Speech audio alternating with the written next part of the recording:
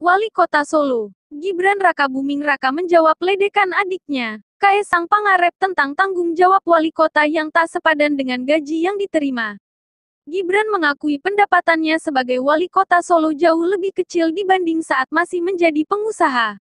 Tapi kan urip ora selamanya golek duit, hidup tidak selamanya cari uang. Katanya saat ditemui di Rumah Sakit Umum Daerah, RSUD, Nyipang, Rabu, tanggal 22 September tahun 2021. Ia menegaskan tujuannya menjadi wali kota Solo bukan untuk mengejar pendapatan. Sejak kampanye, Gibran berulang kali mengaku mencalonkan diri menjadi wali kota Solo untuk memberi manfaat kepada masyarakat lebih luas. Nek golek duit ya pilih jadi penguasa wae. Kalau cari uang ya pilih jadi pengusaha saja, katanya. Meski demikian, Gibran mengaku tak selalu mengambil gajinya sebagai wali kota. Hanya saja, gaji tersebut ia salurkan untuk memenuhi kebutuhan masyarakat yang membutuhkan. Untuk beli beras, bayar SPP warga, bayari warga yang nggak bisa nebus obat, katanya.